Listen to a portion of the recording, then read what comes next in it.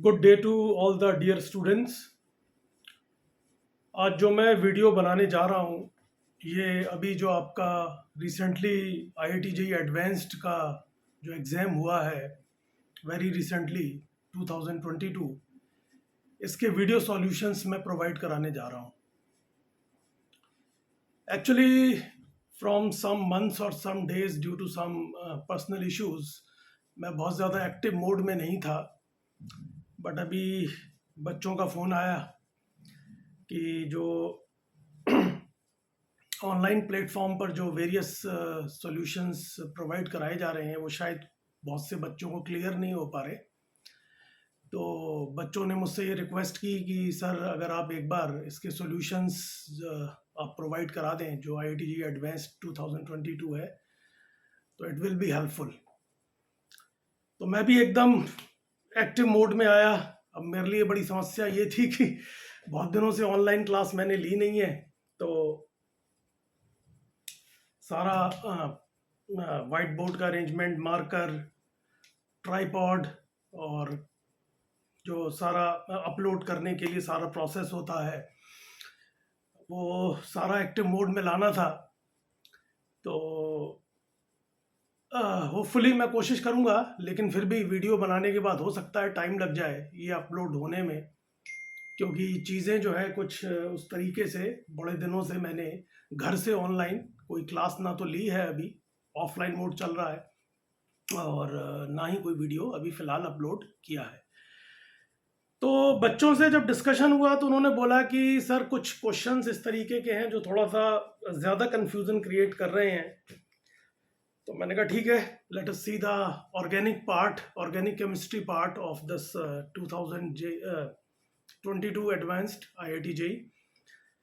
तो मैंने पेपर को देखा और मुझे भी फील हुआ कि कुछ जगह पर चीज़ें शायद उतनी क्लियर नहीं हैं। और वैसे तो हम सभी IIT का बहुत ज़्यादा सम्मान करते हैं, और जिस तरीके से इंडिया का नाम रोशन किया है IITians ने वर्ल्ड वाइड, जो आपके टॉप स्टूडेंट्स यहाँ से निकलते हैं, रिसर्च के बेसिस पर तो चलो थोड़ा सा इख्तलाफ रखा जा सकता है कि रिसर्च की बात वो नहीं आ पा रही, क्योंकि 30-40 साल के पुराने इंस्ट्रूमेंट्स ही अभी IITs की लेबोरेटरीज के अंदर हैं और सारी बातें हैं।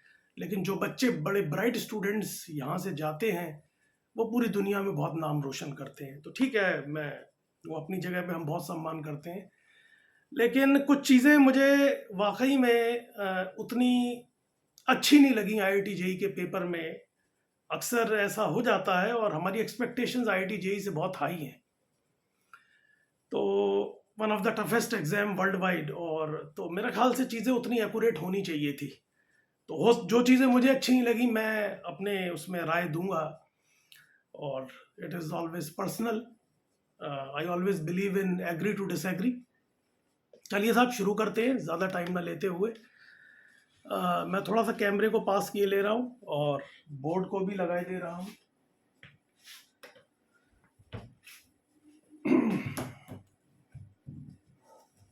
चलिए साहब, हमारा ये छोटा सा सेटअप तैयार है और मूव करते हैं तेजी से सॉल्यूशंस की तरफ।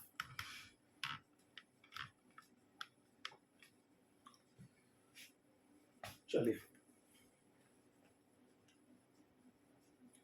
तो यहाँ पर पेपर पहला मेरे सामने फिलहाल केमिस्ट्री में खोल लेता हूँ मैं, ठीक है। So this is paper second से शुरू कर लेते हैं। और question number 6।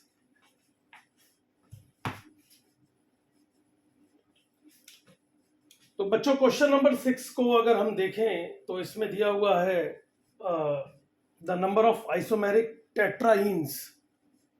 tetraenes not containing sp hybridized carbon atoms that can be formed from the following reaction sequence is।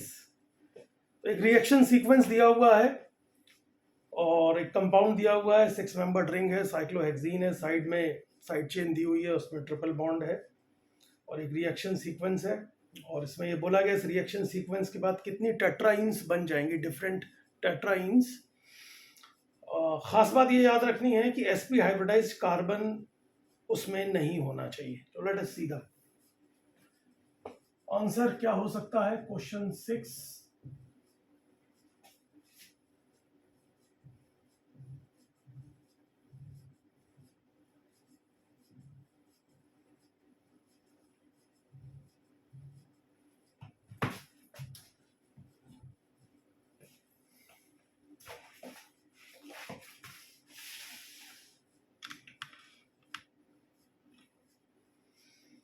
चलिए तो ये पहला जो रिएक्टेंट दिया हुआ है, this is first sodium oblique liquid ammonia.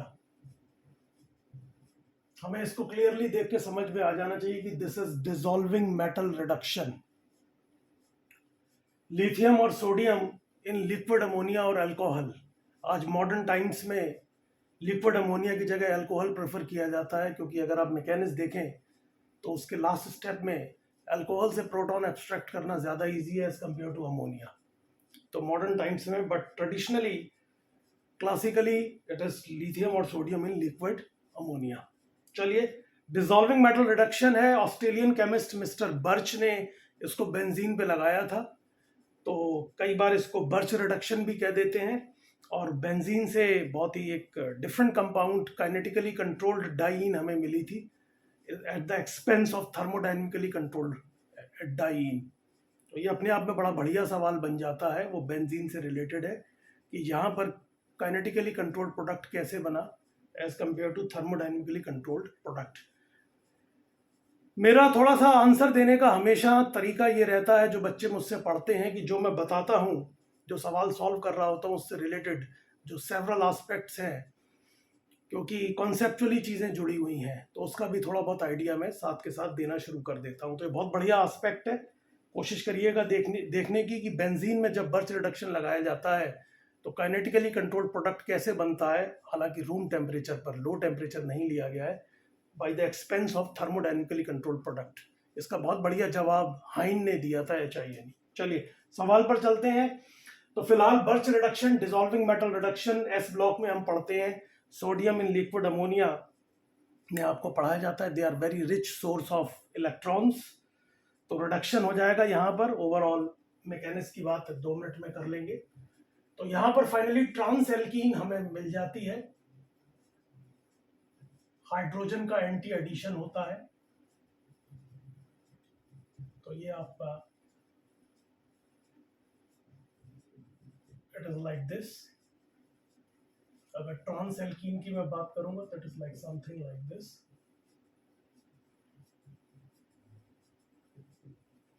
Trans. अगर बर्च रिडक्शन की आप मैकेनिज्म जानते हैं, तो जैसे ही मेटल इलेक्ट्रॉन डोनेट करता है, वैसे ही उसकी स्टीरियोकेमिस्ट्री डिसाइड हो जाती है। जो रेडिकल एनाइन बनता है वो ट्रांस पोजीशंस पर आ जाते हैं रिपल्शन रीजंस की वजह से, और फाइनली वो जो स्टीरियोकेमिकल एस्पेक्ट है वो प्रोडक्ट में प्रोड्यूस होता है। तो ट्रांस एल्कीन बन गई। अब इसका जब हम Br2 से एडिशन करवाएंगे और Br2 एक्सेस में लिया गया है, तो हम यहाँ क्लियरली देख सकते हैं कि एडिशन 2 जगह पर हो जाएगा। We have got 2 double bonds, और एक Br यहाँ जुड़ जाएगा, एक Br यहाँ। ऑफ कोर्स एंटी एडिशन होता है, ये हमें अच्छी तरह पता है। Cyclic non classical carbocation cyclic halonium ion के थ्रू ये रिएक्शन कंप्लीट होती है।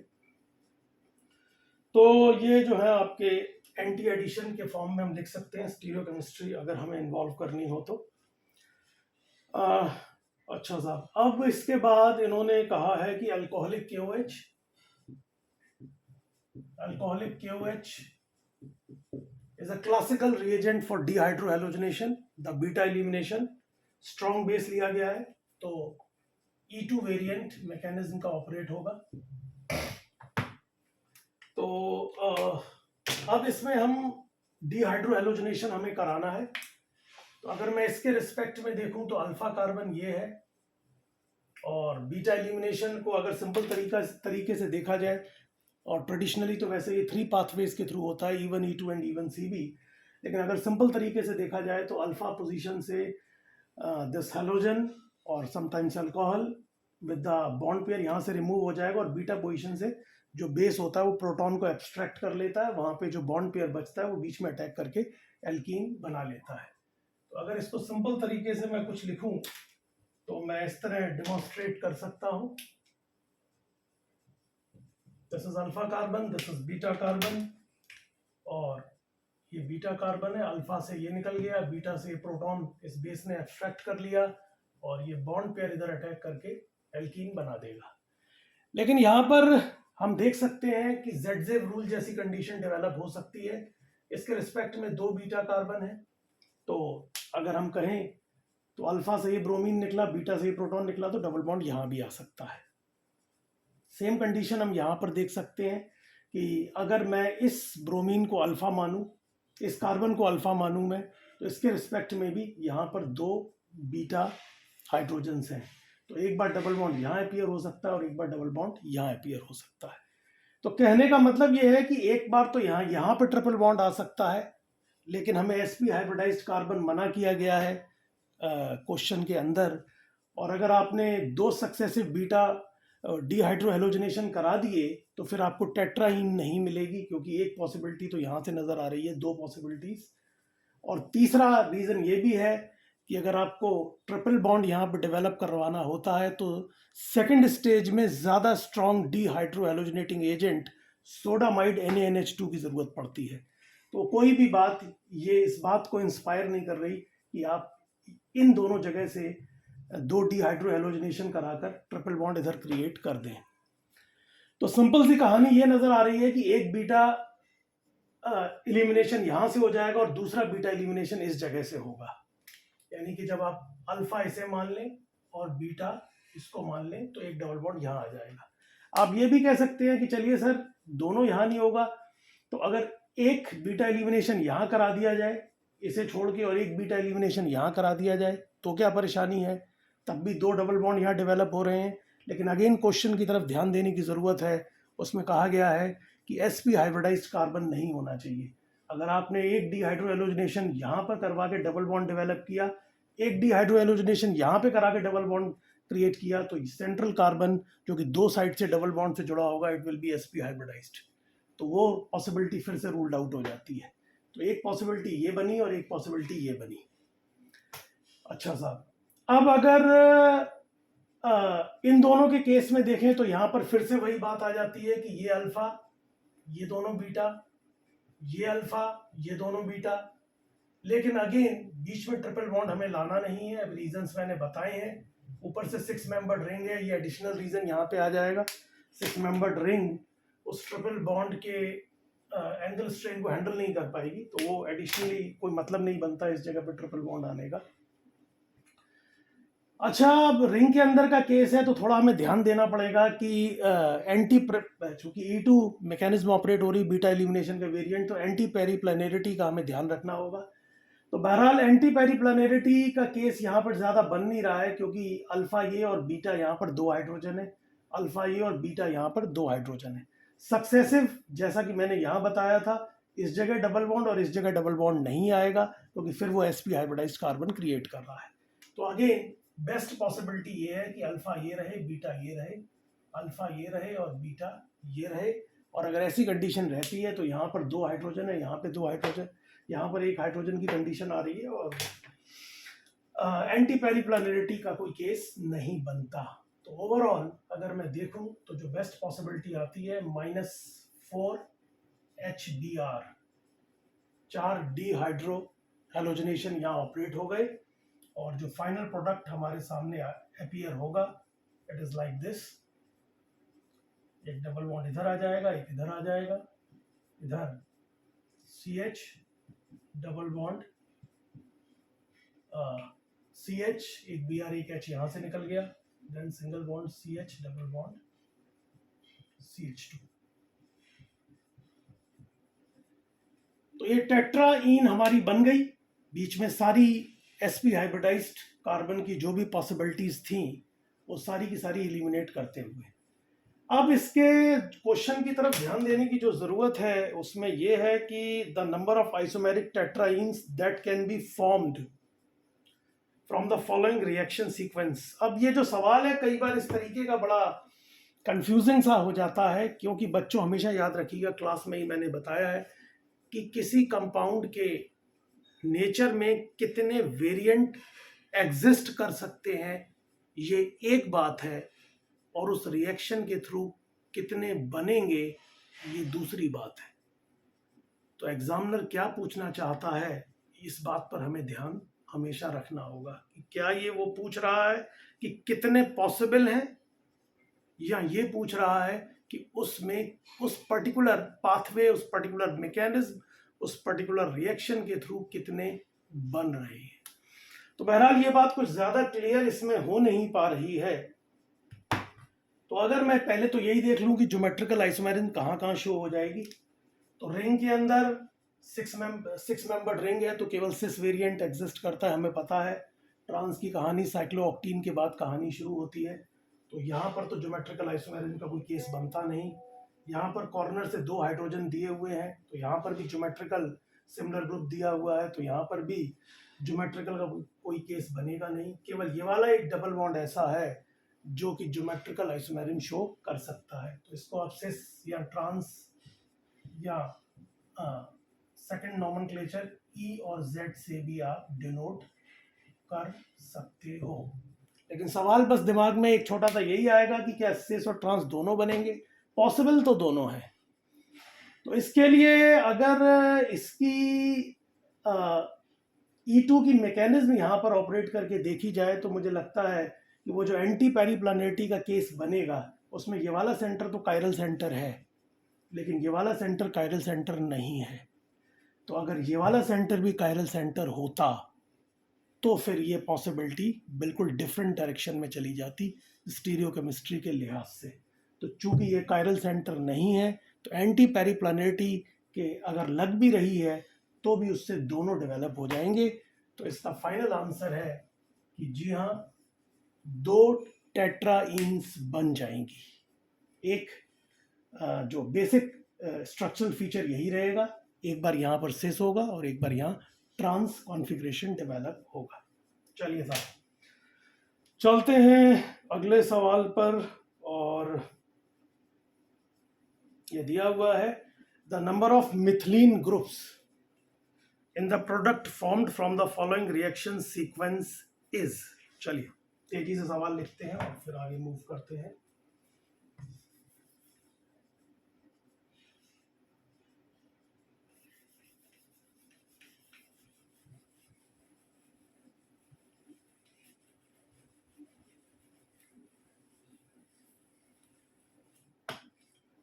Now it is question number 7. The number of methylene groups in the product formed from the following reaction sequences. Okay. तो हमारे सामने ये दिया हुआ है टोटल 1 2 3 4 5 6 7 8, 1 2 3 4 5 6 7 8, ठीक है। इसका हमने ओजोनोलाइसिस कराया, O3 जिंक वाटर। क्लास में बड़ा डिटेल में पढ़ाया जाता है ओजोनोलाइसिस प्रोसेस, हमें याद आ जाना चाहिए। रिएक्शन ऑफ एल्कीन और alkyne with ozone followed by decomposition with water in the presence of zinc. Zinc की प्रेजेंस नेसेसरी है। इन जिंक वाटर की जगह पर डाइमिथाइल सल्फाइड भी ले लेते हैं कई बार।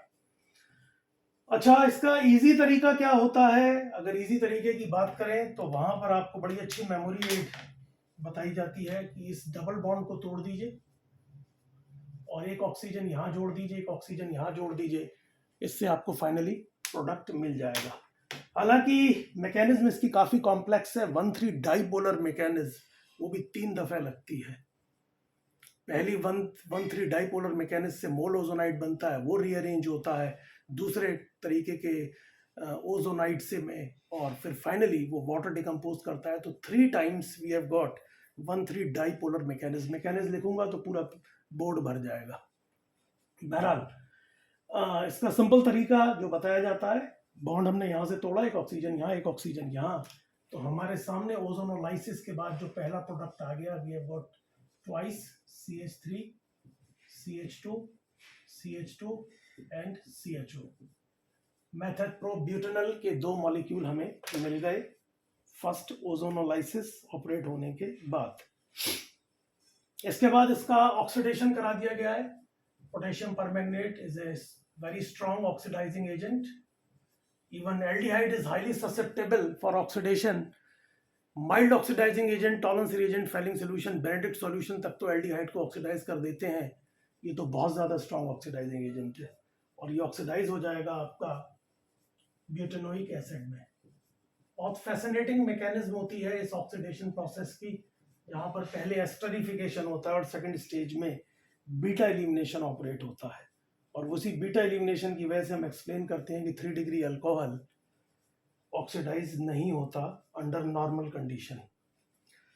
खैर, ये एल्डिहाइड ऑक्सीडाइज हो गया कार्बोक्सिलिक एसिड के अंदर और इसके बाद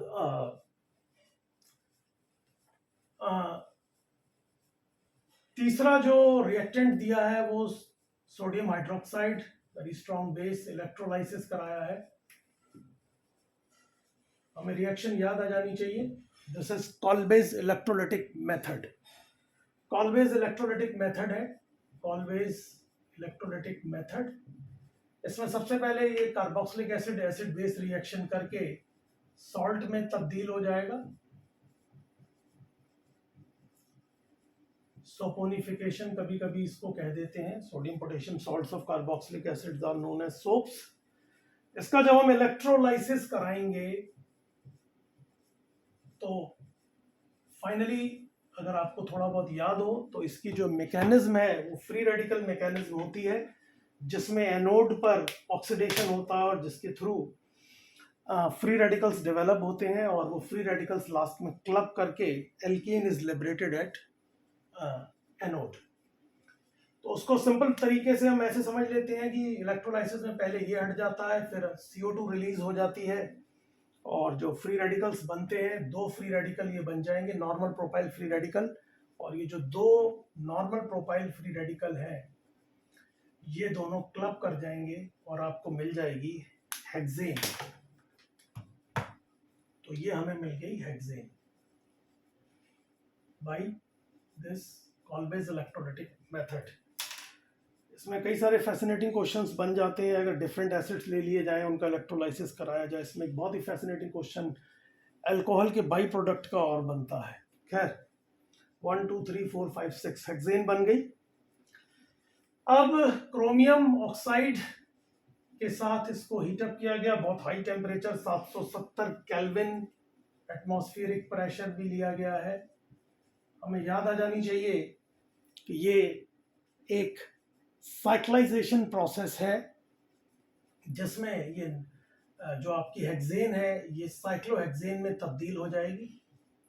और साइक्लोहेक्सेन को जब हम हीटअप कर रहे होते हैं तो इसमें से 3 हाइड्रोजन मॉलिक्यूल्स निकल जाते हैं और 3 पाई बॉन्ड डेवलप हो जाते हैं।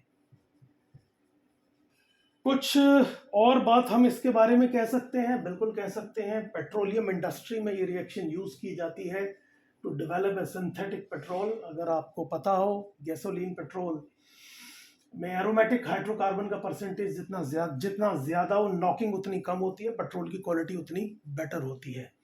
तो उसका इंडस्ट्रियल प्रोसेस में अक्सर ये भी यूज़ किया जाता है। और कोई बात हम कह सकते हैं, जी हाँ कह सकते हैं, इसकी मैकेनिज्म के बारे में अगर हम बात करें तो कुछ अच्छे ऑथर्स ने लिखा हुआ है mechanism is not completely understandable.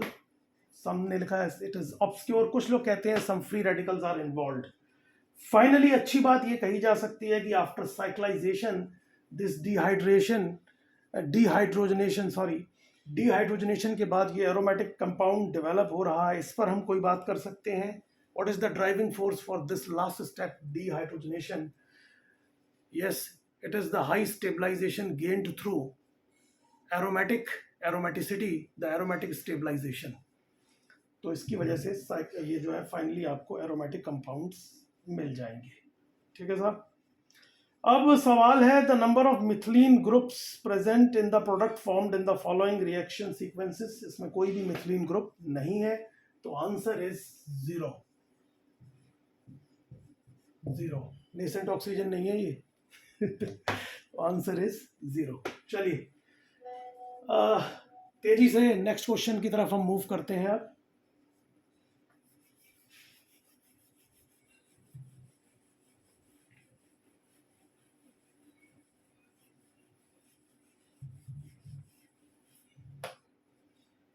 इसके बाद जो अगला सवाल है, ये सवाल देखने में बड़ा खतरनाक, बहुत बड़ा सा लग रहा है, लेकिन अगर आप इस सवाल को ध्यान से देखें तो मेरे ख्याल से ये सबसे आसान सवाल है। बस थोड़ी केयरफुली इसको ऑपरेट करना पड़ेगा। इसमें अगर हम देखें तो मैं कोशिश करता हूँ जरा जल्दी से इसको बनाने की।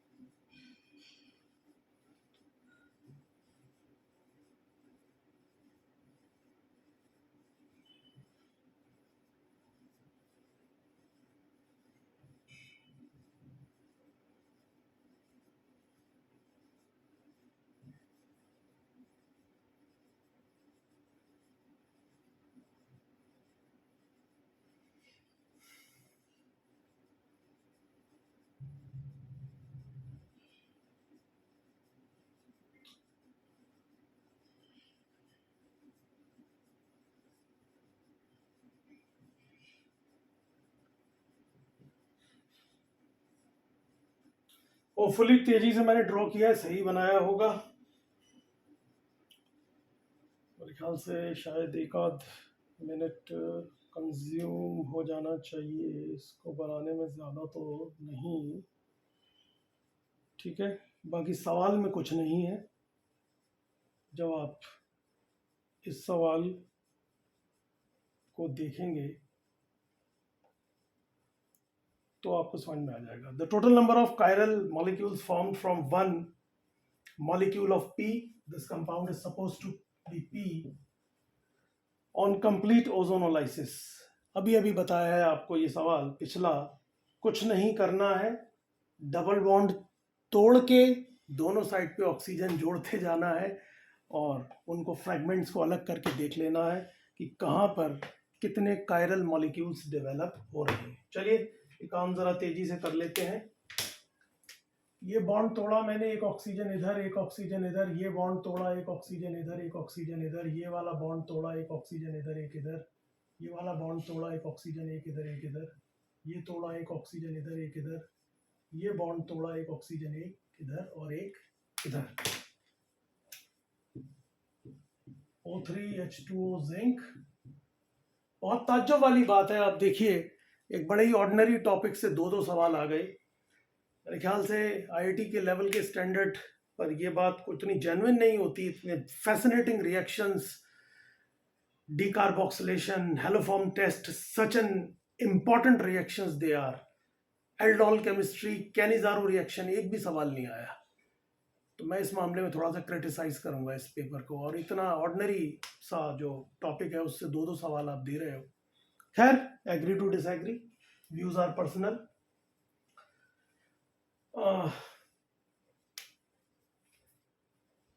ये आपका बन गया एक तो। अच्छा साहब, इधर से ये कार्बन डबल बॉन्ड, ये कार्बन OH Me। ऐसे सवालों को कहते हैं पल्लेदारी का सवाल है ये। चलिए पल्लेदारी थोड़ी सी कर लेते हैं, कोई बुराई नहीं है। एक ऑक्सीजन यहाँ आ गया, यहाँ से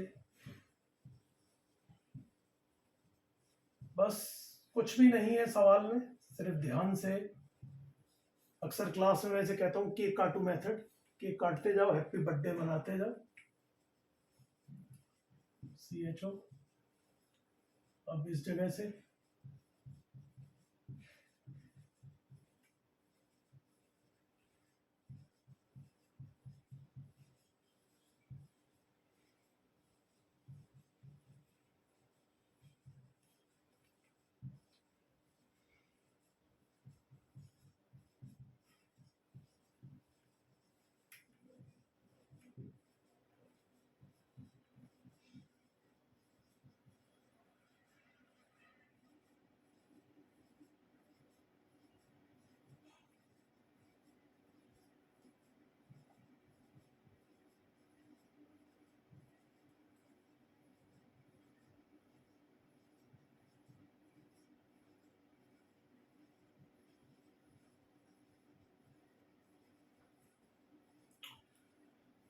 एंड फाइनली कायरल कंपाउंड इसके अंदर कितने हैं? ये कायरल सेंटर नहीं है, दो ग्रुप सेम है। Yes, this is the chiral centre. ये कायरल सेंटर नहीं है, यहाँ पर भी दो ग्रुप सिमिलर जुड़े हुए हैं, और ये कायरल सेंटर है। Yes, this is the chiral centre, this carbon being the chiral centre. चार ग्रुप अलग अलग जुड़े नजर आ रहे हैं, यहाँ पर भी नहीं है, इस जगह भी नहीं है। तो इस तरीके से हमारे सामने टोटल 2 कायरल मॉलिक्यूल डेवलप हो गए। क्वेश्चन नंबर 8 का आंसर है 2। एक तो ये है आपका, और दूसरा ये है, ऑल्दो इट अपीयर्स कि दोनों सेम ही कंपाउंड हैं। तो लेकिन शायद ये पूछा है कायरल मॉलिक्यूल्स फॉर्म्ड, तो आई थिंक आंसर इज 2। चलिए तेजी से आगे चलते हैं अगले सवाल की तरफ, ऑर्गेनिक केमिस्ट्री से related. Question number 13, the Hayworth synthesis. बहुत बेहतरीन सवाल है। कम से कम 36 दफे मैं क्लास में इस बात को बोलता हूं कि ये IIT वालों का फेवरेट सवाल है, बहुत आता है। क्लास में सेवरल एग्जांपल्स के थ्रू इसकी प्रैक्टिस कराई जाती है।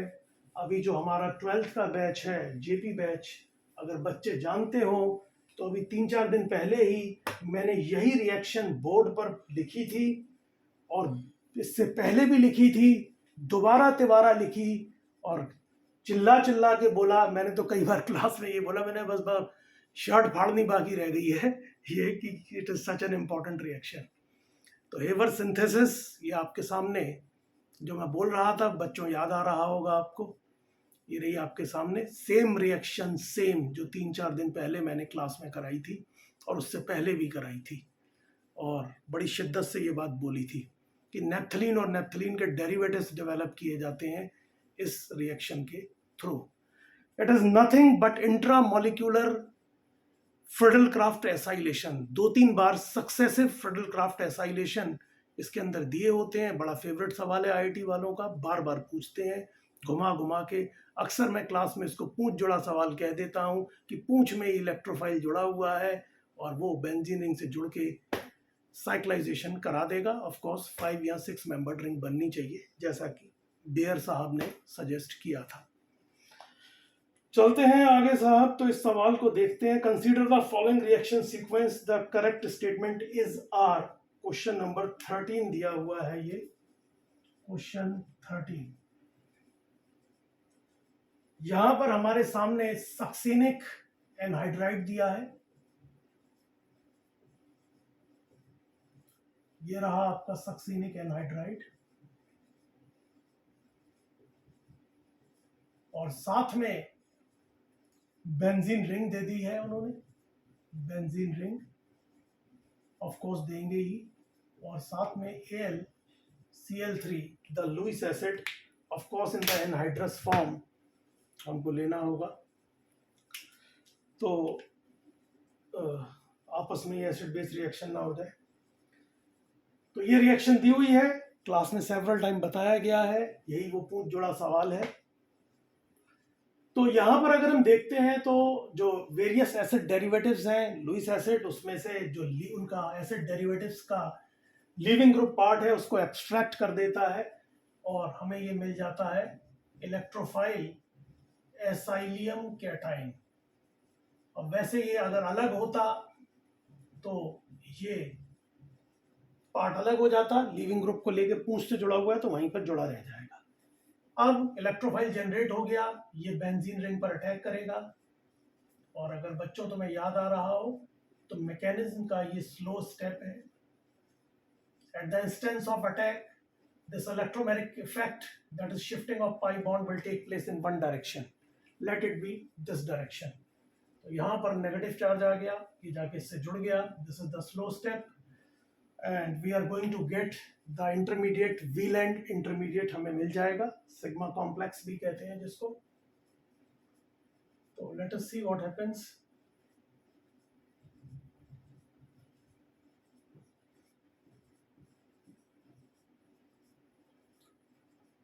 तो ये आपका carbonyl group CH2 CH2 COO AlCl3, and this is the proton, or this is the positive charge. So this is the valent intermediate, the sigma complex. Mechanics के last step में जो एनायनिक स्पीशीज होती है, it abstracts the proton जहां पर electrophile जुड़ा हुआ होता है। Because why? What is the reason behind it? Because this proton is easiest to be abstracted. Why? अगला सवाल। Because जैसे इस प्रोटॉन को ये एनायनिक स्पीशीज एब्स्ट्रैक्ट करेगी, ये बॉन्ड पेयर इधर अटैक करके इसकी एरोमेटिसिटी रीजनरेट कर देगा। तो इस तरीके से the proton is abstracted from a carbon where substitution has taken place, because it is easiest to be abstracted as it finally generates the aromaticity. तो ये आपका फाइनली यहाँ पर ये कार्बोनिल ग्रुप CH2 CH2, और जब ये प्रोटॉन एब्स्ट्रैक्ट कर लेगा तो AlCl3 एंड कार्बोक्सिलिक एसिड के फॉर्म में अलग हो जाएगा। अब देखिए साहब, उन्होंने जुगाड़ कर दी है पूंछ में दोबारा इलेक्ट्रोफाइल डेवलप करने की यहाँ से, ताकि जो है आप रिंग क्लोज कर पाए। क्लास में हमेशा बताया जाता है, this is P Clemmensen reduction ZnHg/HCl। Clemmensen reduction आपको बताया गया है कि एल्डिहाइड कीटोन्स के कार्बोनिल ग्रुप को मिथिलीन ग्रुप में रिड्यूस करने के लिए हमारे पास 3 रिएजेंट होते हैं, amalgamated zinc and HCl, Clemmensen reduction, दूसरा hydrazine, basic and high temperature conditions, Wolff Kishner reduction, तीसरा HI रेड फास्फोरस। हालांकि इनके साथ जरा ये देखना होता है कि एसिड या बेस सेंसिटिव ग्रुप की क्या कंडीशन है। क्लेमेंसन रिडक्शन दिया हुआ है, और एक बात बड़ी खास मैं बता दूं कि जो हमारी बुक्स में अक्सर दिया रहता है क्लेमेंसन रिडक्शन की मैकेनिज्म, वो गलत है। इंडियन बुक्स के अंदर दी हुई है, आज तक इसकी मैकेनिज्म डिस्कवर नहीं हो पाई पूरी तरीके से। नाका बयास्की की रिएक्शन है जो दी हुई होती है, जो अल्कोहल की इंटरमीडिएसी से प्रोडक्ट बनाती है। अल्कोहल अगर किसी और सोर्स से डेवलप करके सेम रिएक्शन कंडीशंस डाली जाए तो ये वाला काम नहीं होता, कार्बोनिल ग्रुप मिथिलीन ग्रुप में रिड्यूस नहीं होता। तो it has been discarded now, जो कि अभी भी सदाबहार तरीके से हमारे बहुत सारी बुक्स और शीट्स के अंदर दी हुई है, दैट इज रॉन्ग। बहरहाल तो ये कार्बोनिल ग्रुप मिथिलीन ग्रुप में रिड्यूस हो जाएगा। ये हो गया CH2 CH2 CH2, और ये आ गया OH इस जगह पे। ये मेरे ख्याल से अगला प्रोडक्ट होना चाहिए। Let me see, yes this is Q। इसके बाद थायोनाइल क्लोराइड के साथ रिएक्शन है। आप जानते हैं थायोनाइल क्लोराइड पिरिडीन के साथ डार्जन्स रिएक्शन। SOCl2 लिखना चाहिए पिरिडीन, वैसे तो मुझे लगता है, या प्रोटीन मीडियम लिख देना चाहिए, लेकिन चलिए कुछ भावनाओं की थोड़ा बहुत सम्मान कर लेते हैं। जहाँ नहीं होगा वहाँ पर अपना इख्तलाफ शो कर देंगे, ना इत्तफाकी प्रदर्शित कर देंगे। बहरहाल SN2 टेट्राहेड्रल रिएक्शन होती है, ये आपको पता है, और 2 सक्सेसिव SN2 टेट्राहेड्रल होती हैं। ये पहले में ये OH की जगह पर हाइड्रोक्साइड आयन की जगह बहुत एक्सलेंट लीविंग ग्रुप आ जाता है, but it's very bulky in size, the first SN2 tetrahedral. And then in the next stage, when the Cl negative attacks from the backside due to the bulkiness of that leaving group, there is another nucleophilic substitution reaction, and that leads to acid halide. तो ये हमारा acid halide की तरफ अब हम move कर रहे हैं. This is acid halide. चलिए, तो this is R again AlCl3,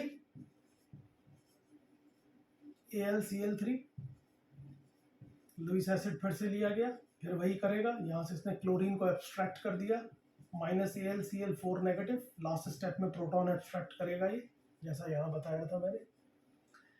again intramolecular variant of Friedel Crafts acylation फिर से हमारे सामने है second time. Intramolecular variant, molecule के अंदर ही इलेक्ट्रोफाइल डेवलप हो गया है. This is acylium cation. अब electrophile again aromatic Ac2, the characteristic mechanism. जितनी भी आपकी एरोमेटिक रिएक्शंस है, nitration, sulphonation, halogenation, Friedel Crafts reaction, सभी की characteristic mechanism aromatic Ac2 again operate होगी और ये अटैक करेगा. लास्ट स्टेप में ये प्रोटॉन छीन लेगा और यहाँ पर रिंग क्लोज हो जाएगी. 6 membered ring, again stable ring बन रही है, कोई परेशानी वाला मामला नहीं है. 6 से छोटी रिंग और 6 से बड़ी रिंग परेशानी का सबब बनती है. अल्फा टेट्रालोन स्पेशल मेथड्स के थ्रू ही वही रिंग्स, वो जो रिंग्स मैंने बोली हैं, 5 से छोटी और 6 से बड़ी प्रिपेयर की जाती है. ये बन गया alpha tetralone. This is S. अच्छा साहब, अल्फा टेट्रालोन S बन गया. फिर इन्होंने अगली स्टेज में इसका क्लेमेंसन रिडक्शन करवा दिया है, जिंक Hg/HCl. अगेन ये जो आपका कार्बोनिल ग्रुप है, ये फिर से मिथिलीन ग्रुप में रिड्यूस हो जाएगा और फाइनली हमको मिल गया एक और हाइड्रोकार्बन.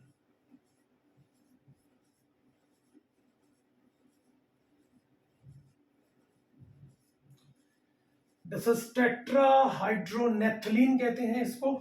टेट्राहाइड्रोनेफ्थलीन जो लास्ट में लिखा हुआ है, hydrocarbon. This is the last product जो यहाँ पे दिया हुआ है. टेट्रालिन भी कहते हैं इसको, टेट्रालिन, इसका बड़ा फेमस कॉमन नेम है. और ये प्रोसेस इन्होंने यहाँ पे रोक दिया है. अगर यहाँ पर पैलेडाइज चारकोल के साथ हीटअप कर देते तो यहाँ से 4 हाइड्रोजन रिमूव हो जाते. वही प्रोसेस जो मैंने पीछे भी बोला था क्रोमियम ऑक्साइड के साथ में, और 2 पाई बॉन्ड डेवलप हो जाते. And the driving force for that very easy dehydrogenation on heating is the formation of highly stable aromatic system. Naphthalene ring develop हो जाती. सब्स्टिट्यूटेड नेफ्थलीन रिंग्स बनानी हो तो इस जगह पर आप इंतजाम कर सकते हैं, वैसे अल्काइल ग्रुप्स ले सकते हैं. खैर, इन्होंने रिएक्शन यहाँ पे रोक दी है. ठीक है साहब, चलिए अब जरा ऑप्शंस देख लेते हैं. ऑप्शंस में दे रहे हैं compound P and Q are carboxylic acid. कहाँ है साहब P and Q? ये कार्बोक्सिलिक एसिड है, ये कार्बोक्सिलिक एसिड है. ऑप्शन ए करेक्ट है.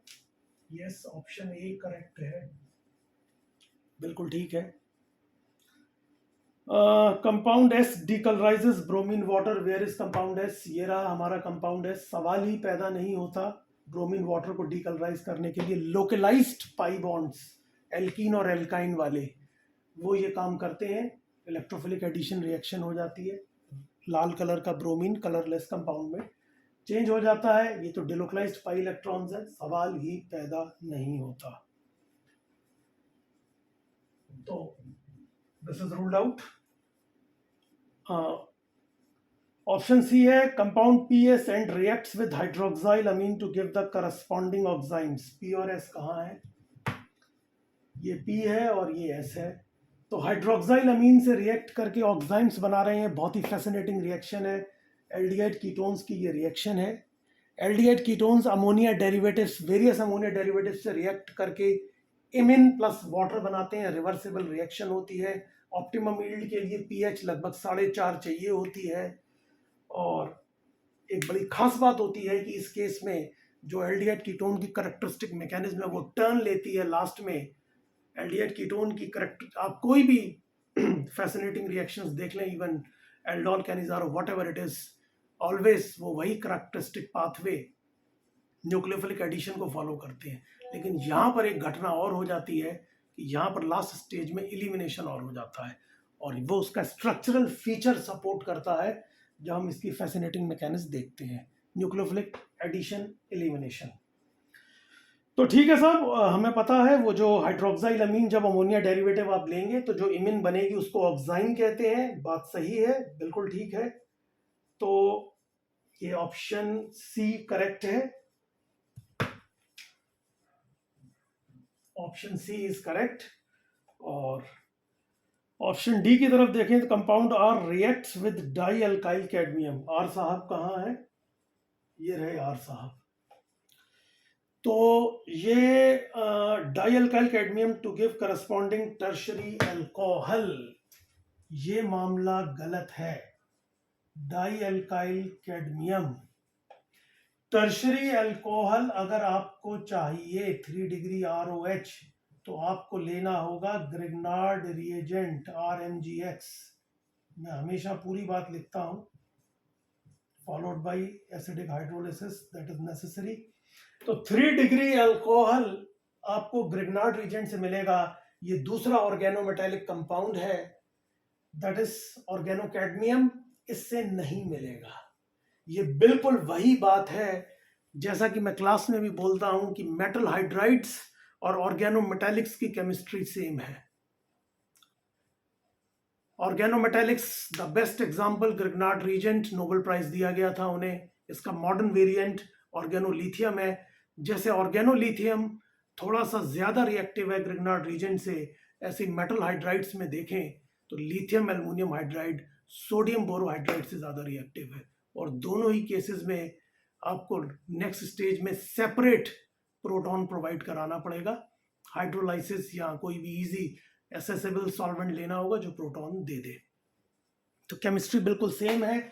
जो डिफरेंस ऑर्गेनोलिथियम और ग्रिग्नार्ड रिएजेंट में है, जो डिफरेंस लिथियम एल्युमिनियम हाइड्राइड और सोडियम बोरोहाइड्राइड में है, वही डिफरेंस कैडमियम और मैग्नीशियम में है। कैडमियम की इलेक्ट्रोनेगेटिविटी नियरली 1.7 है, मैग्नीशियम की 1.3 है। तो मैग्नीशियम ज्यादा इलेक्ट्रोपॉजिटिव है और कैडमियम लेस इलेक्ट्रोपॉजिटिव है, तो रिएक्टिविटी कम है। रिएक्टिविटी कम होने की वजह से ये केवल पहला SN2 टेट्राहेड्रल कराएगा। यहां से R नेगेटिव अटैक करेगा, Cl नेगेटिव निकल जाएगा SN2 टेट्राहेड्रल के थ्रू। जो मैकेनिज्म है थ्रू टेट्राहेड्रल इंटरमीडिएट, और यहां आपको Cl की जगह पर कीटोन मिल जाएगा। इस जगह पे ये रिंग जुड़ी हुई है विद द बेंजीन रिंग। अगर ग्रिग्नार्ड रिएजेंट होता तो वो इस कीटोन से आगे रिएक्ट करता और अल्कोहल दे देता, लेकिन चूंकि इसकी रिएक्टिविटी कम है तो ये एसीटोन यानी कीटोन पर, एसीटोन नहीं, जो भी कीटोन बनेगा उस कीटोन पर ये रिएक्शन रुक जाएगी। तो इस लिहाज से ऑप्शन डी गलत हो गया। चलिए साहब, तो इस तरीके से A and C is correct, B and D is wrong. अगले सवाल की तरफ तेजी से मूव करते हैं हम। Question number 14, among the following the correct statement about polymers is R। ठीक है साहब, चलिए देख लेते हैं। The polymerisation of chloroprene gives natural rubber, गलत बात है। क्लोरोप्रीन का पॉलीमराइजेशन सिंथेटिक रबर नियोप्रीन देता है, और उसमें जीगलर नट्टा कैटलिस्ट की जरूरत और पड़ जाती है। बेटर क्वालिटी का अगर रबर चाहिए, लेस स्टिकी, टेंसाइल स्ट्रेंथ अच्छी हो। कार्ल जीगलर एंड मिस्टर नट्टा को नोबेल प्राइज दिया गया था। पॉलीमेरिक इतिहास में क्रांति ला दी थी इन्होंने इस शानदार कैटलिस्ट की डिस्कवरी से, जिसको जीगलर नट्टा कैटलिस्ट बोला जाता है। बहरहाल पहला ऑप्शन गलत हो गया, क्योंकि उससे नेचुरल रबर नहीं मिलती, सिंथेटिक रबर नियोप्रीन मिलती है। Option B, Teflon is prepared from tetrafluoroethylene, बिल्कुल सही बात है। बाय हीटिंग पॉलीटेट्राफ्लोरोइथिलीन भी कहते हैं। क्वेश्चन कंप्लीट करता हूं, बाय हीटिंग इट विद पर sulphate catalyst at high pressure, बिल्कुल ठीक बात है। विनाइल मोइटी दी हुई है, एडिशन रिएक्शन होगी, और various addition reaction chain growth reactions के एग्जाम्पल हैं, मैं क्लास में पढ़ाता हूँ। इनिशिएटर चाहिए होता है, इसके बेसिस पर 3 तरीके की होती हैं, फ्री रेडिकल पॉलीमराइजेशन, कैटाइनिक और एनाइनिक पॉलीमराइजेशन। ये पर सल्फेट कैटलिस्ट जो है ये फ्री रेडिकल इनिशिएटर है, इसकी ज़रूरत होगी हमें इस रिएक्शन में। और टेट्राफ्लोरोइथीन बड़े आराम से टेफ्लॉन में कन्वर्ट हो जाएगा। ठीक है, करेक्ट ऑप्शन है, second option is correct. PVC are thermoplastic polymer, बिल्कुल सही बात है। कॉमन सेंस से भी हम जानते हैं polyvinyl chloride is a thermoplastic polymer. वैसे 4 पार्ट्स में डिवाइड किया जाता है, आपको पता है, मॉलिक्यूलर फोर्सेस के बेसिस पर, तो इसके वेरियस एग्जांपल्स अगर याद कर लिए जाए तो ज़्यादा बेटर रहते हैं। इनके बीच के थर्मोप्लास्टिक के जो मॉलिक्यूलर फोर्सेस है होते हैं, they are intermediate between elastomers and fibres, तो वेरियस एग्जांपल्स याद कर लिए जाए तो ज़्यादा अच्छा रहता है। ठीक है, ये सवाल अभी तक तो क्लियरली एनसीईआरटी पर ही बेस्ड है, सिंपल सा सवाल है, सीधा सीधा एनसीईआरटी पर based. Option D, ethene at इतना 350-570 केल्विन टेम्परेचर, इतना 1000-2000 pressure, presence in the presence of peroxide initiator yields high density polythene. ये थोड़ा सा मामला गलत है, एनसीईआरटी में क्लियरली दिया हुआ है, अगर आप प्रेशर ज़्यादा ले लेंगे तो लो डेंसिटी पॉलीथिन बनती है, और अगर आप प्रेशर कम लेते हैं तो हाई डेंसिटी पॉलीथिन बनती है। तो ये ऑप्शन हो गया गलत, सिंपल सा ऑप्शन था, एनसीईआरटी पर बेस्ड सवाल है, पॉलीमर से रिलेटेड। अगले सवाल की तरफ मूव करते हैं हम जरा तेजी के साथ। Yes, now this is question number 18। चलिए साहब, मैं इसको रब कर देता हूं।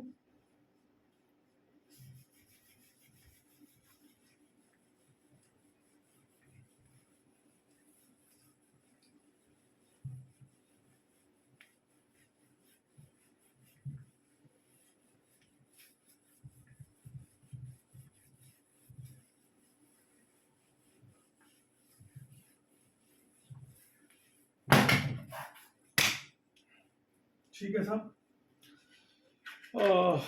क्वेश्चन नंबर 18 जो इसमें दिया हुआ है, अगर हम इसे देखें, थोड़ा जल ग्रहण कर लिया जाए, गलातर करना जरूरी है।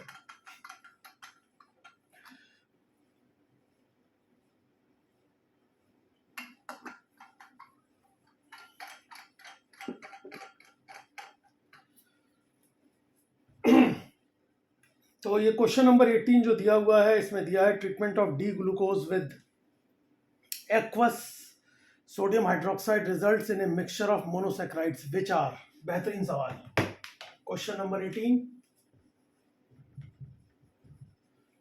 The Lobry de Bruyn Alberda van Ekenstein rearrangement. सही सुना है आपने, इस पर मैंने वीडियो बनाया हुआ था, आज से 2 साल पहले मैंने वीडियो बनाया था, इस बिल्कुल सेम 100%, 99 नहीं 100% सेम सवाल, पहला वीडियो मैंने यही बनाया था जो आज आईआईटी के अंदर आ गया है। Lobry de Bruyn Alberda van Ekenstein rearrangement, अगर आप ग्लूकोज, फ्रक्टोज या मैनोज को एल्कलाइन मीडिया में लेते हैं, तीनों में से किसी को भी, तो ये तीनों इक्विलिब्रियम मिक्सचर ऑफ इन्हीं तीनों कंपाउंड में चेंज हो जाते हैं। बड़ी खतरनाक बातें मैंने देखी, कुछ जगह पर ऑनलाइन में बोली जा रही थी। बड़ा सिंपल सा प्रोसेस है, ये कुछ नहीं है, it is simply keto enol tautomerism. एक कॉमन इनोल के थ्रू 3 कीटो फॉर्म बन जाते हैं, और ये वो जो इन डाइऑल होता है, इन डाइऑल कॉमन इनोल, एक तरफ उससे डी ग्लूकोज बनता है, एक तरफ डी मैनोज बनता है, और एक तरफ डी फ्रक्टोज बनता है। और टॉटोमेरिस पढ़ाते वक्त ये मैकेनिज्म पढ़ाई जाती है, acid and base catalysed enolisation. तो ये बेस कैटलाइज्ड इनोलाइजेशन है जो मैकेनिज्म पढ़ाई जाती है टॉटोमेरिज्म के टाइम पर। वैसे सिंपल सी कहानी है। तो उस वीडियो को आप रेफ़र कर लीजिएगा, जो मेरे ही चैनल पे जाके आप कभी कभी वीडियो बनाता हूँ रेयरली मैं। तो it is a simple case. तो यहाँ पर ग्लूकोज लिया गया है, मैनोज फ्रक्टोज और ग्लूकोज का के मिक्सचर में ये कन्वर्ट हो जाएगा। एक और बड़ी खास बात जो यहाँ पर ध्यान देने वाली है, ग्लूकोज और मैनोज एपीमर्स है, C2 एपीमर्स, बड़ा बेहतरीन ये भी कॉन्सेप्ट है।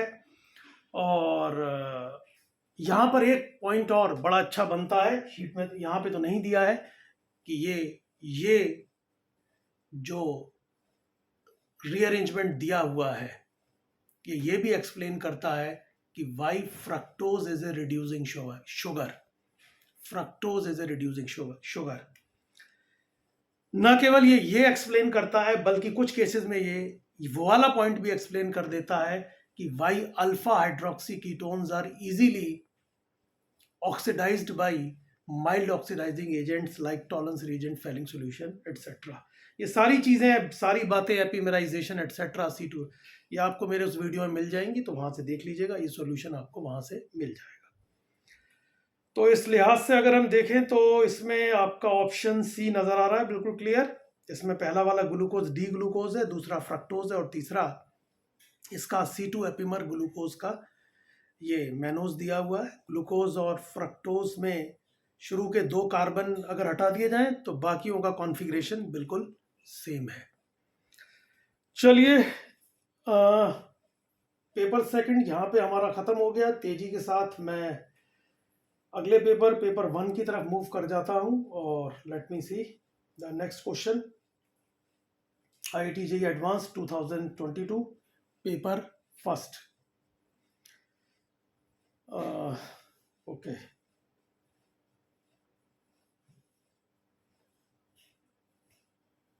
दो मिनट, गले को भी आराम मिल जाएगा।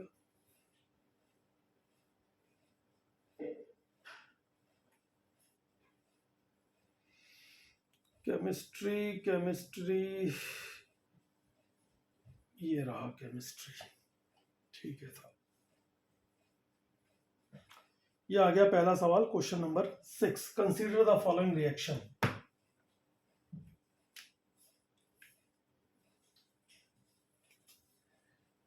Question number 6,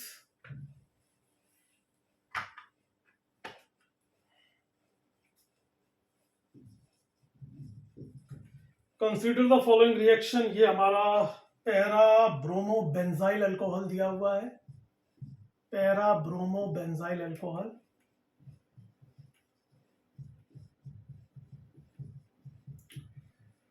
red phosphorus bromine Br2 red P। Reaction देखते ही ध्यान आ जानी चाहिए। Phosphorus halides are prepared in C2 by the reaction of preparation in C2, prepared at the time of requirement। Halogen और फास्फोरस रिएक्ट करके phosphorus halides दे देंगे, PbR5। और organic reaction mechanism 3 नाम के चैप्टर में, जो हमारी शीट में है, जो मैं इस बात को पढ़ाता हूं कि ये दोनों ही रिएक्टेंट एल्कोहलिक ग्रुप, अल्कोहल का हो या कार्बोक्सिलिक एसिड का OH ग्रुप हो, दोनों के साथ ही ये न्यूक्लियोफिलिक सब्स्टिट्यूशन रिएक्शन देते हैं। अगर ये एलिफेटिक अल्कोहल है तो यहाँ पर पहले SN2 टेट्राहाइड्रल रिएक्शन होती है, और हाइड्रोक्साइड आइन, जो कि बहुत पुअर लीविंग ग्रुप है, एक्सीलेंट लीविंग ग्रुप, रुक जाइए, एक्सीलेंट लीविंग ग्रुप बल्कि लीविंग ग्रुप में तब्दील हो जाता है पहली SN2 टेट्राहाइड्रल के बाद। और सेकंड स्टेज में अगेन Br नेगेटिव, चूंकि लीविंग ग्रुप बहुत बल्की होता है, attacks from back side, and back side attack exclusively refers for SN2 reaction in second stage, और OH की जगह पर हेलोजन आ जाता है। यानी कि ओवरऑल कहानी का लब्बो लबाब ये है कि यहां पर OH की जगह पर हेलोजन आ जाएगा बाय 2 न्यूक्लियोफिलिक सब्स्टिट्यूशन रिएक्शंस। चलिए साहब, तो ये आ गया आपका CH2Br, और यहाँ पे ऑलरेडी Br मौजूद है। मेजर प्रोडक्ट ये रहा R, this is R, On estimation of bromine इतने ग्राम using Carius method the amount of AgBr formed in, इसके बाद आपकी सिंपल सी कैलकुलेशन है somewhat physical chemistry से related. तो this is all about organic chemistry. आगे की तरफ मूव करते हैं क्वेश्चन नंबर 7. ठीक है साहब.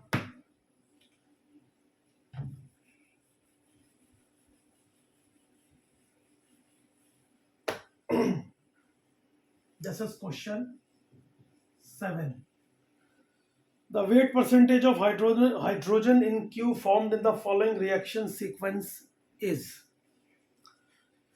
तो देखते हैं जरा रिएक्शन सीक्वेंस हमें क्या दिया हुआ है. इसमें क्लोरोबेंजीन, यस, ये रहा आपका क्लोरोबेंजीन. हमने लिया पहली स्टेज में NaOH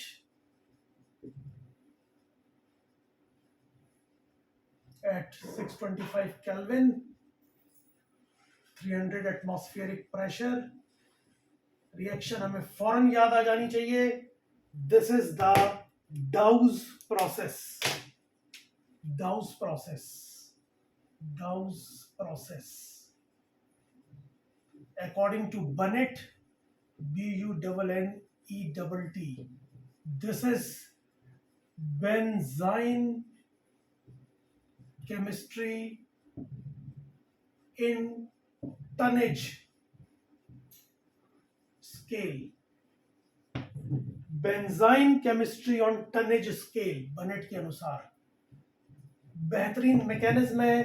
बेंजाइन इंटरमीडिएट की इंटरमीडिएसी से कंप्लीट होती है डाउस प्रोसेस, और क्लोरीन की जगह पर अल्कोहल आ जाता है, अल्कोहलिक ग्रुप आ जाता है. That is phenol is the final product. यानी कि हालांकि शुरू में सोडियम फिनॉक्साइड बनता है NaOH की वजह से, एसिड बेस रिएक्शन, फिर सेपरेट हाइड्रोलिसिस कराने पर दैट गिव्स फिनॉल. ठीक है था. तो ये हो गया आपका. हालांकि बड़ी खास बात ये है कि बेंजाइन मैकेनिज्म IIT के सिलेबस से एक्सक्लूड कर दी गई है. अगर आप IIT का ब्रोशर देखेंगे, फॉर्म भरेंगे IIT का, तो वहाँ क्लियरली लिखा हुआ है excluding benzyne mechanism and cine substitution. इन दोनों को रोक दिया है. बट ये रिएक्शन की मैकेनिज्म बेंजाइन मैकेनिज्म के थ्रू ही कंप्लीट होती है.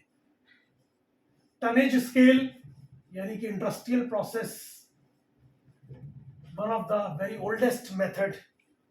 हालांकि मॉडर्न टाइम में फिनॉल तो किसी दूसरे मेथड क्यूमीन हाइड्रोपरऑक्साइड के थ्रू बनाई जाती है. चलिए, अच्छा साहब, अब इसका हमने करा दिया कंसंट्रेटेड सल्फ्यूरिक एसिड से रिएक्शन. जब कंसंट्रेटेड सल्फ्यूरिक एसिड से रिएक्शन कराएंगे तो यहाँ पर काइनेटिक्स वर्सेस थर्मोडायनेमिक कंट्रोल आ जाता है, जो मैं क्लास में भी बताता हूँ. 15-20 डिग्री पर आपका ऑर्थो वाला वेरिएंट लेस स्टेबल 1 मेजर हो जाता है, और कंपेरेटिवली हाई टेम्परेचर पर नियरली 100 डिग्री सेंटीग्रेड पर जो पैरा वाला वेरिएंट है वो ज़्यादा स्टेबल होता है, तो वो एग्जिस्ट करता है. और अगर ऑर्थो वाले को आप 100 डिग्री तक गर्म कर दे तो पैरा वाले में तब्दील हो जाता है, which is one of the salient feature of kinetics versus thermodynamic control. खैर, कुछ ना दिया हो तो रूम टेम्परेचर मान लिया जाता है. तो रूम टेम्परेचर पर तो मैं इसको ऑर्थो वाले वेरिएंट को ही बना हुआ मान रहा हूँ. हालांकि अगर आप ओवरऑल रिएक्शन सीक्वेंस देखें तो अगर आप पैरा भी ले लें तो भी प्रोडक्ट वही बनना है. फर्क उससे ज्यादा पड़ने वाला नहीं है. अब इसके बाद इसका नाइट्रेशन करा दिया गया. नाइट्रेशन कंसंट्रेटेड नाइट्रिक एसिड के साथ में, और ये नाइट्रो डीसल्फोनेशन है. This is nitro desulphonation. Process reason आपको समझ में आ रहा होगा. मैं अक्सर क्लास में बताता हूं कि हाइड्रोक्साइड आयन का बहुत स्ट्रॉन्ग प्लस आर इफेक्ट होता है, और very strong plus are effect की वजह से ये सारी की सारी ऑर्थो पैरा पोजीशंस को ज़बरदस्त तरीके से एक्टिवेट करता है. तो फाइनल कॉन्सिक्वेंस ये होगा कि सारी की सारी ortho and para positions are substituted by NO2 positive electrophile, and the activation is so strong that all the leaving groups are knocked out. Such a high activation is created by this phenoxide ion O negative OH or NH2. Amino group phenoxide ion O negative या OH के द्वारा इतना जबरदस्त activation होता है कि सारी की सारी पोजीशंस पर अगर some of these excellent leaving groups like sulfonic for this reaction, this is excellent leaving group, sulphonic acid या कार्बोक्सिलिक एसिड यहां दिया हो तो they are knocked out in the process. Ipso substitution कहते हैं इसको, इसके केस में IPSO, इप्सो सब्स्टिट्यूशन. सल्फोनेशन पहले क्यों कराया गया? क्योंकि हमें ये ध्यान रखना चाहिए कि आपने जो रिएजेंट किसी एक पर्टिकुलर प्रोसेस के लिए लिया था, लेकिन अगर उसके अंदर इनकलकेटेड कोई और प्रॉपर्टी भी है और उस प्रॉपर्टी को जगाने वाला फैक्टर वहां आ गया तो that will also come into play. आपने तो इलेक्ट्रोफाइल डेवलप करने के लिए लिया था इसको, नाइट्रिक एसिड को, यहाँ सल्फोनिक एसिड की प्रेजेंस में नाइट्रेटिंग मिक्सचर अगर एक्सेस में है तो बन गया होगा. आपका ओवरऑल मुतालबा ये था कि आप इलेक्ट्रोफाइल डेवलप करना चाह रहे थे, लेकिन हम ये भूल गए कि ये बहुत स्ट्रॉन्ग ऑक्सीडाइजिंग एजेंट भी है और इसके स्ट्रॉन्ग प्लस आर इफेक्ट की वजह से बहुत हाई इलेक्ट्रॉन डेंसिटी पर बेंजीन रिंग है and highly susceptible to be oxidised due to that high electron density. तो बहुत सी फिनॉल को ये नाइट्रिक एसिड ऑक्सीडाइज करके डिस्ट्रॉय कर देगा, हाइड्रोकार्बन्स में तब्दील कर देगा और यील्ड लो हो जाएगी. इसीलिए पहले सल्फोनेशन कराया गया ताकि डीएक्टिवेटिंग ग्रुप इंट्रोड्यूस कराकर इसको थोड़ा सा रिंग को कंपैरेटिवली लेस एक्टिवेट बनाया जाए, ताकि जो ऑक्सीडाइजिंग प्रॉपर्टी है इसकी उसको थोड़ा सप्रेस किया जा सके. Finally the picric acid is the product. चलिए साहब, तो ये तो हो गया सवाल अगला, और इसमें अगेन फिर छोटी मोटी सी कुछ फिजिकल केमिस्ट्री से रिलेटेड कैलकुलेशंस हैं. मैं आगे मूव कर रहा हूं इसके बाद नेक्स्ट रिएक्शन की तरफ, क्वेश्चन नंबर 8 की तरफ.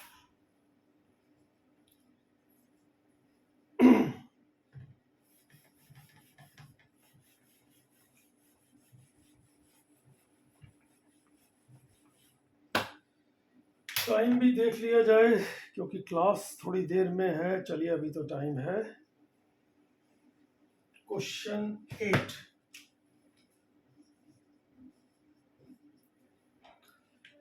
क्वेश्चन 8 में दिया हुआ है, if the reaction sequence given below is carried out with 15 moles of acetylene, the amount of product D formed in grams is.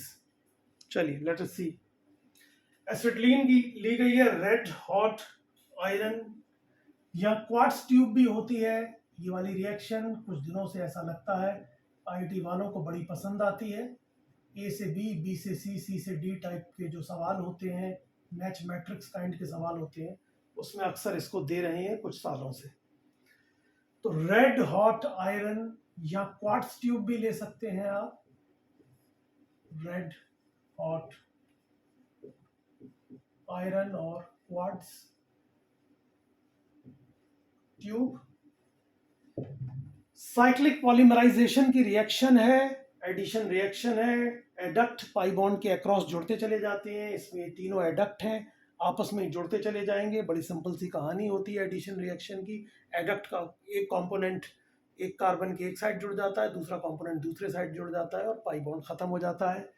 इसको सिंपल तरीके से आप ऐसे लिख सकते हैं कि ये पाई बॉन्ड इधर आ गया, ये इधर आ गया, ये इधर आ गया और ये बेंजीन रिंग डेवलप हो गई. तो जब आप एल्कीन या एल्काइन या प्योर एल्काइन या उसके डेरिवेटिव्स लेते हैं रेड हॉट आयरन ट्यूब्स में, तो एरोमेटिक बेंजीन और उसके डेरिवेटिव्स हमको मिल जाते हैं. तो कंपाउंड A आपकी बेंजीन है. इस पर नॉर्मल प्रोपाइल क्लोराइड दिया हुआ है विद द लुईस एसिड. हमें रिएक्शन याद आ जानी चाहिए, anhydrous Lewis acid AlCl3. This is Friedel Crafts alkylation. Mechanism अभी मैं पीछे बता चुका हूं. वही एरोमेटिक Sc2 मैकेनिज्म होगी। इलेक्ट्रोफाइल AlCl3 यहाँ से Cl नेगेटिव खींच लेगा, 1 डिग्री कार्बोकैटाइन बनेगा और इसमें हो जाएगी 1,2 हाइड्राइड शिफ्ट, और जिससे ये तब्दील हो जाएगा 2 डिग्री कार्बोकैटाइन में, दैट इज आइसोप्रोपाइल कार्बोकैटाइन में, और that is the final electrophile isopropyl carbocation. इस मैकेनिज्म, इस पाथवे को फॉलो करते हुए इस पर अटैक करेगा, and finally the product is isopropyl benzene, sometimes known as cumene. चलिए आगे चलते हैं। क्यूमीन के बनते ही आपको वो world wide production of phenol याद आ जाना चाहिए। आज सारी दुनिया में फिनॉल इसी मेथड से बनाई जाती है। क्लास में ये बात सेवरल टाइम बोली जाती है। पहला स्टेप हो ही चुका है इसका। तो ये रहा आपका कंपाउंड बी। इसका एयर ऑक्सीडेशन कराया जाता है, एयर O2। इनिशिएटर भी चाहिए होता है क्योंकि इसकी मैकेनिज्म फ्री रेडिकल मैकेनिज्म होती है, बिना इनिशिएटर के नहीं होगी। ये हमें अच्छी तरह पता है। यील्ड बड़ी लो आएगी या होगी नहीं, इनिशिएटर गायब कर दिया है, यही सब गड़बड़ियां कर देते हैं IIT वाले। थोड़ा ध्यान रखना चाहिए। फिर वही बात है,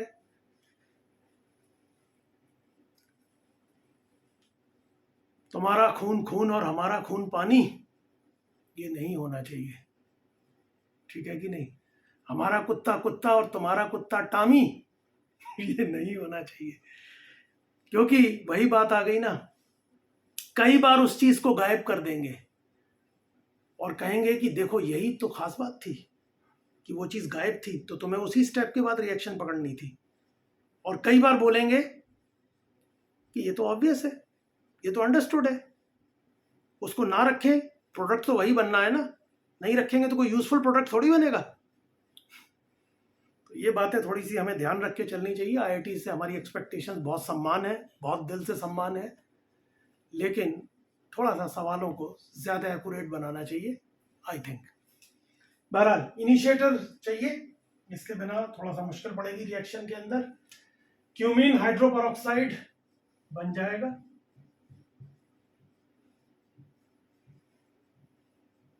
दिस इज क्यूमीन हाइड्रोपरऑक्साइड। और लास्ट स्टेज में इसका हम जब एसिडिफिकेशन, एसिडिक हाइड्रोलिसिस कराते हैं, तो यहाँ पर एक फैसिनेटिंग रीअरेंजमेंट रिएक्शन होती है जिसको बोलते हैं हाइड्रोलिटिक रीअरेंजमेंट, जिसमें हम 1,2 शिफ्ट का ब्रॉड स्पेक्ट्रम पढ़ते हैं, जिसमें वैसे तो 1,2 शिफ्ट के कई सारे बड़े आयाम हैं, जिसमें SN2 टाइप माइग्रेशन होता है, रिटेंशन ऑफ कॉन्फ़िगरेशन होता है, एंकीमेरिक असिस्टेंस मॉरिसन बॉयड में स्पेशली दिया हुआ है। कुछ लोग कहते हैं एंकीमेरिक असिस्टेंस नहीं होता है, MNB में दिया हुआ है इसमें। और एक बहुत इंपॉर्टेंट एस्पेक्ट है माइग्रेटरी एप्टीट्यूड। तो यहाँ पर फिनाइल का माइग्रेटरी एप्टीट्यूड मिथाइल से बेटर होता है। इसकी मैकेनिज्म जब हम देखते हैं, और जिसकी वजह से फाइनली जो है यहाँ पर फिनॉल और एसीटोन बन जाता है। वर्ल्ड वाइड प्रोडक्शन है, एसीटोन भी अच्छा खासा बनता है इसके अंदर। तो ये हमारा फिनॉल बन गया, द हाइड्रोलिटिक रीअरेंजमेंट। एसीटोन उन्होंने माइनस करते हुए दिखा दिया है, तो ये हमारा कंपाउंड C बन गया। और अब इसकी रिएक्शन जो है वो एसिड हैलाइड से करवाई है। एसिड हैलाइड, एसिड डेरिवेटिव्स की chemistry, again SN2 tetrahedral mechanism आ गई। This oxygen of this phenol is nucleophilic due to virtue of lone pair present on this, और ये अटैक करेगा एसाइलिक सेंटर पर। SN2 टेट्राहेड्रल मैकेनिज्म ऑपरेट होगी। Finally this is the leaving group through the tetrahedral intermediate. Easy words में अगर हम कहें तो रिएक्शन का फाइनली लब्बो लवाब ये है कि यहां से HCl निकाल दीजिए। NCERT की देसी रिएक्शन हो गई है, तो HCl निकल गया। अगर इतना काम करेंगे तो थोड़ा सा आइडिया हमें वेरियस मैकेनिज्म का भी होना चाहिए विच आर इन्वॉल्व। तो ये बन गया आपका phenyl acetate is the final product D, phenyl acetate.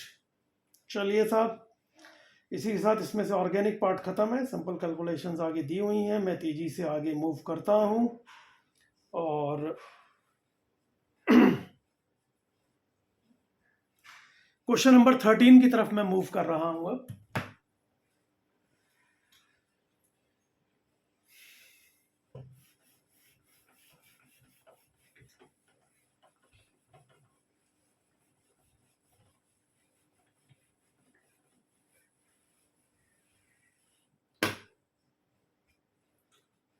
This is question 13. Consider the reaction sequence given below. The correct statements is R. Okay. तो ये पहले दिया हुआ है propanoic acid,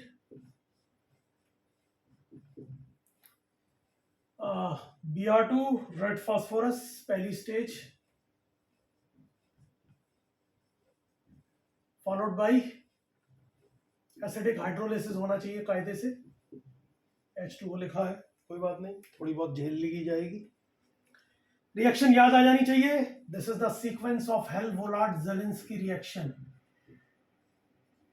हेल-वोलार्ड-ज़ेलिंस्की reaction fascinating reaction है, जिसका फाइनल कॉन्सिक्वेंस ये होता है कि अल्फा पोजीशन पर हेलोजनेशन हो जाएगा अगर 1 मोल ली गई है। यहाँ भी थोड़ा सा ध्यान देना चाहिए, 1 इक्विवेलेंट लिख देते तो थोड़ा सा ज्यादा अच्छा होता। ज्यादा इक्विवेलेंट लेंगे तो सारे के सारे अल्फा हाइड्रोजन रिप्लेस हो जाते हैं। खैर, CHBr कायरल सेंटर क्रिएट हो गया है। दोनों वेरिएंट बनेंगे कि नहीं बनेंगे, ये इसकी मैकेनिज्म देखनी पड़ेगी, उससे निकल के आएगा।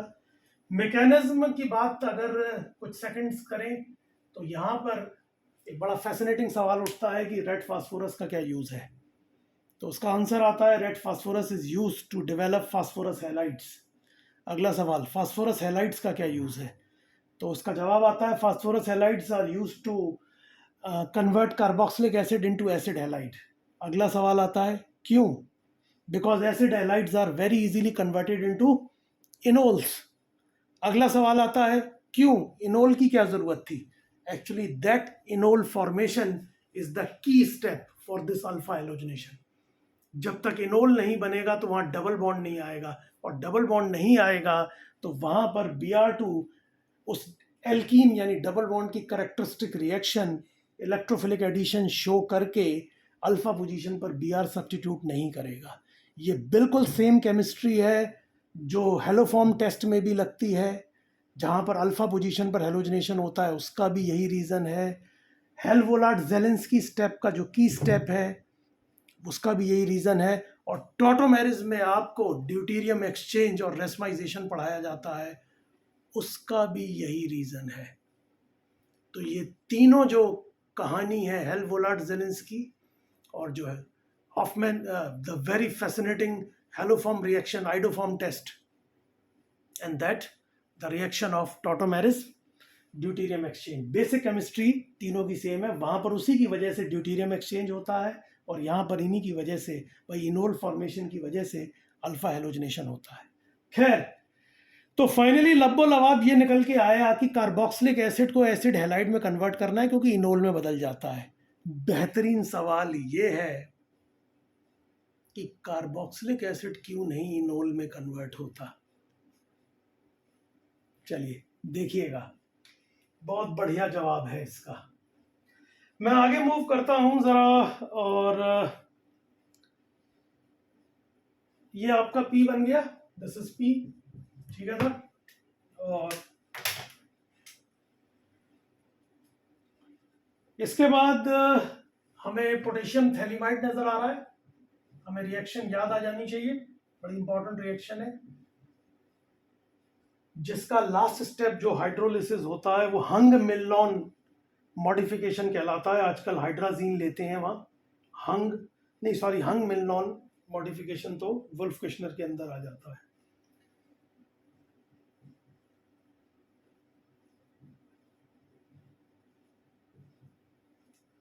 अच्छा जी, तो ये यहाँ पर हमने लिया पोटेशियम थैलिमाइड, ठीक है साहब। अब पोटेशियम थैलिमाइड इस P से रिएक्ट कर रहा है। यहाँ पर थोड़ा सा कैच है,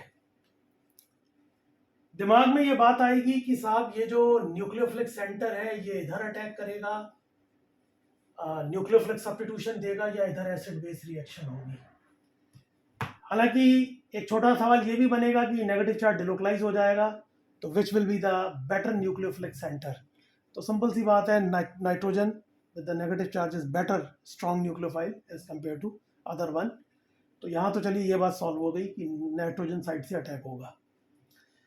अब वही बात है कि यहाँ न्यूक्लियोफिलिक सब्स्टिट्यूशन या एसिड बेस रिएक्शन होनी तो ये चाहिए,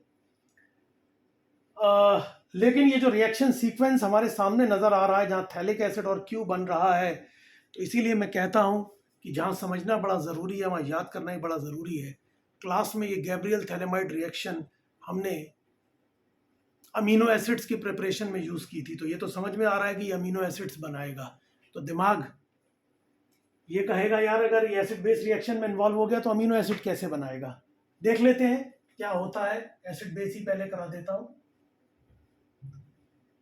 तो चलिए ये एसिड बेस रिएक्शन हुई तो ये क्या करेगा, यहां से प्रोटॉन लेके पोटेशियम थैलेमाइड इसमें कन्वर्ट हो जाएगा।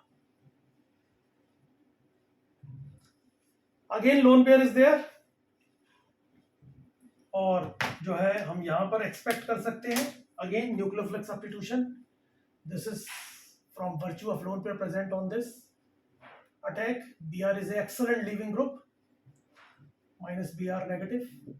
तो अब जो अगली स्टेज मेरे सामने आ रही है, लेट मी सी,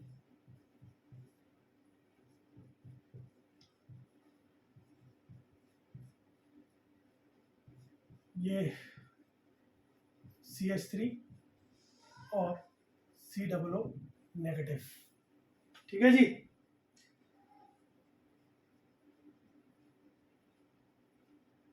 ओके चलिए, अब यहाँ पर अगली स्टेज में फिर हमें दिमाग में ये बात आएगी कि NaOH का यहाँ पर क्या रोल होना चाहिए, क्योंकि यहाँ से जब ये अटैक करेगा तो Br निकलेगा तो पॉजिटिव चार्ज इस पे आएगा और ये यहाँ से प्रोटॉन रिलीज कर देगा, और प्रोटॉन रिलीज कर देगा -HBr। HBr स्ट्रॉन्ग एसिड है, मे बी NaOH इसको न्यूट्रलाइज करने के लिए यूज किया जा सकता है।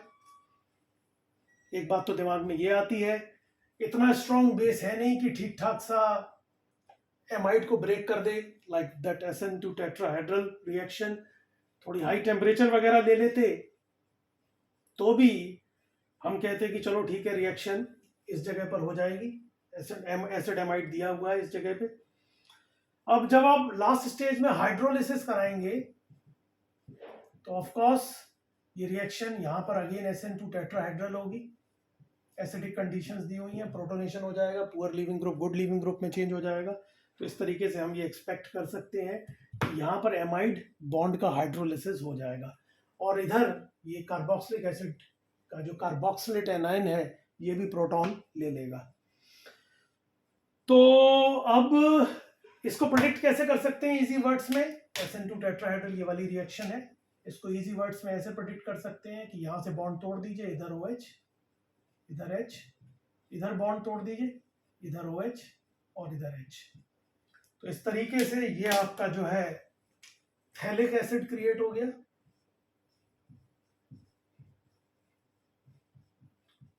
और this is phthalic acid plus amino acid create हो गया, एलिनीन कहते हैं इसको, अल्फा अमीनो एसिड एलिनीन। अच्छा साहब, एक मिनट के लिए अगर मैं ये देखूं जो मुझे नजर आ रहा है कि अगर by the way acid base reaction ना करते तो क्या पॉसिबिलिटी बनती, तो कहानी बड़ी सीधी हो जाती।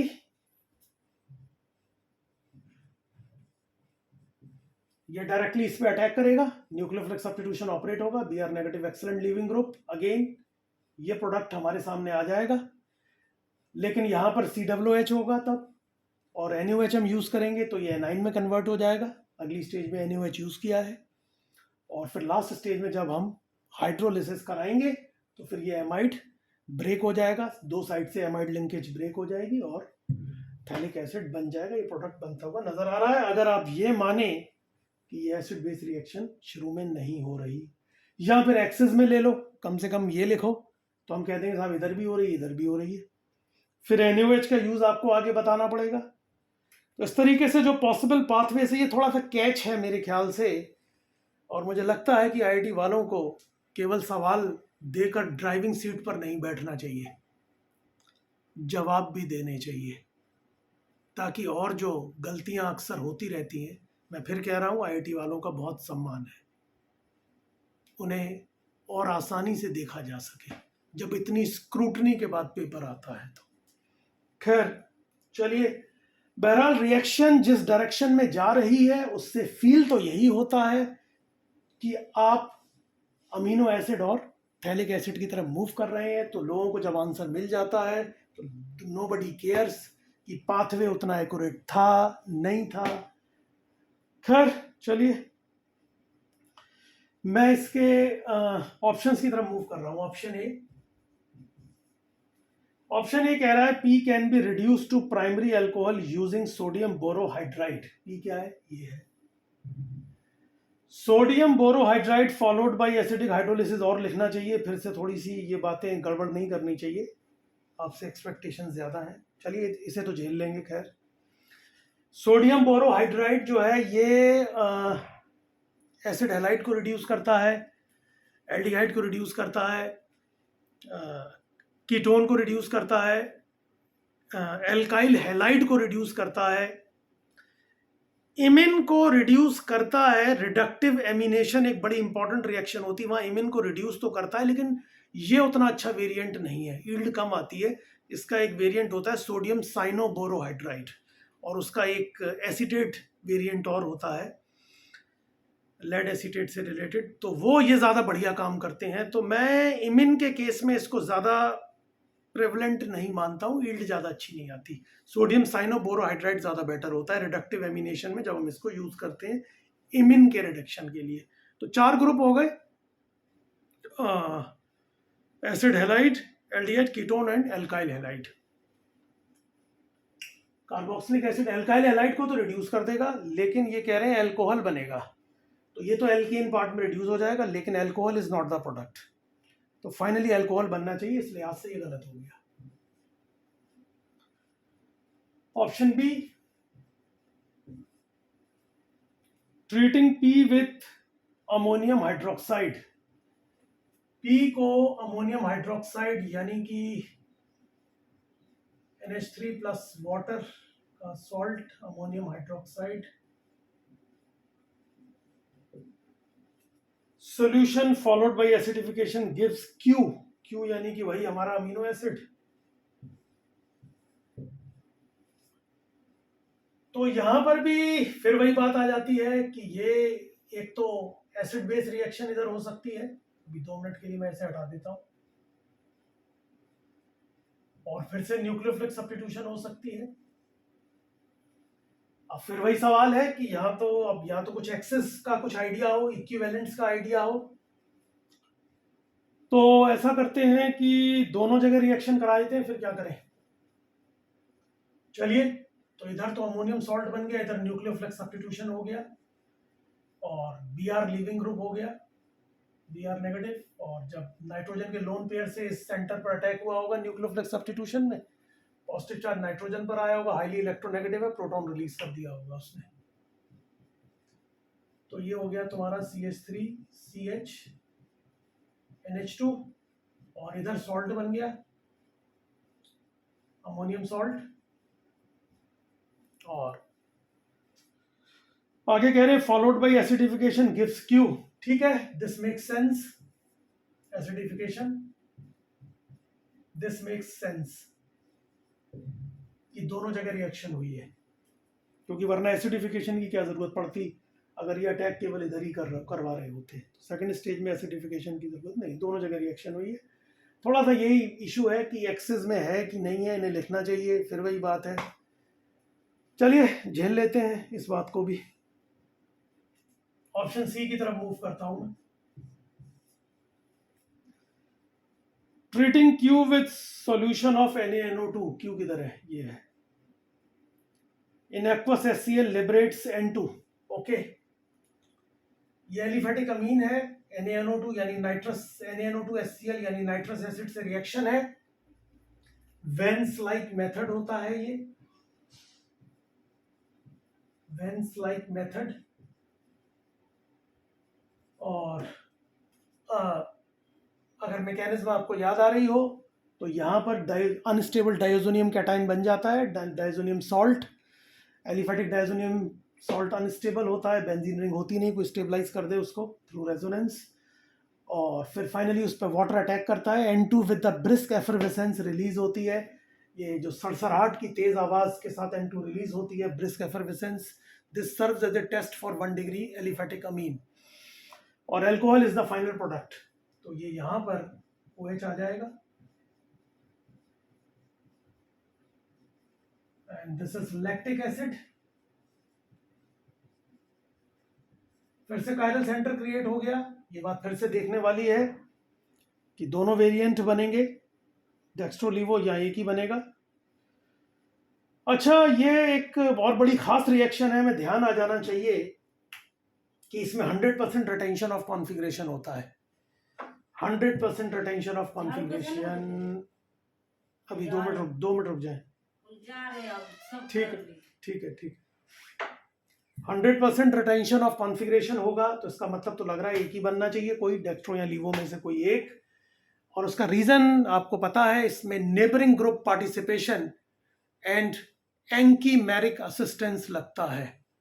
Neighbouring group participation and anchimeric assistance leading to 100% retention of configuration.